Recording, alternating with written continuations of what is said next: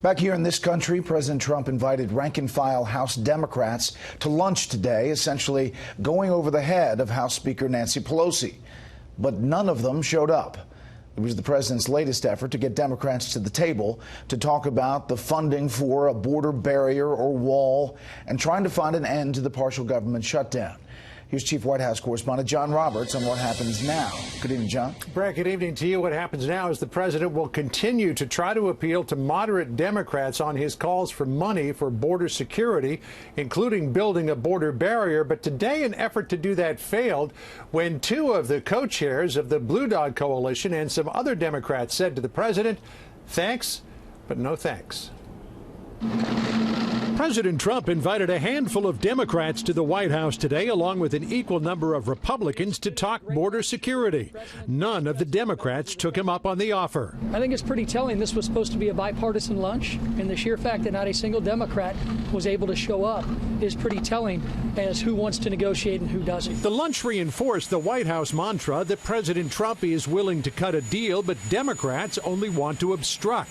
On Capitol Hill, Senate Minority Leader Chuck Schumer insisted he is willing to talk anytime, anywhere. Well, I'll meet with him anytime he wants. As you know, the last time I spoke with him was when he walked out, threw a temper tantrum and walked out.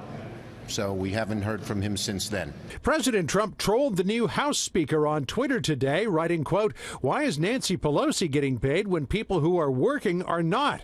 Pelosi trolled him right back in a tweet saying, "Stop holding the paychecks of 800,000 Americans hostage. There is no reason for them to be suffering right now. Reopen the government. Hashtag Trump shutdown."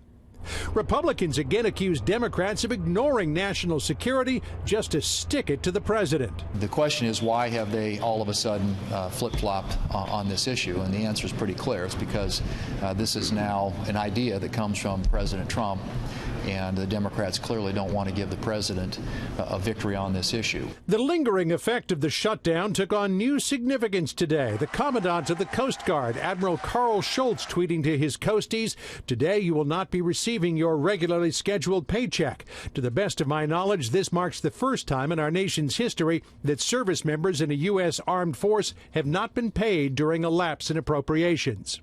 With tax season approaching, the Treasury Department today announced it would call back more than half of the IRS's workforce later this month without pay to handle tax refunds, but that the agency may still not be able to fulfill some key functions.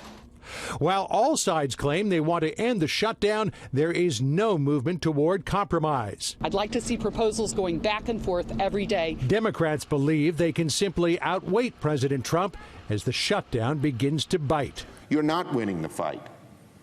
You may be in your own untruth bubble, but you're not winning the fight. Everyone knows that. We certainly do. President Trump continues, or plans at least to continue, to invite over moderate Democrats to the White House to try to talk to them about the need for border security. Tomorrow, he may have over members of the so-called Problem Solvers Caucus. We're not sure if that is going to happen. Asked today about the fact that Democrats shunned the president and did not take him up on his invitation, the House Majority Leader Steny Hoyer said, quote, "My advice to members is that if the president invites you and wants to talk, you ought to go down to the White House." Brett? I need some problem solvers. John Roberts live on the North Lawn. John, thanks.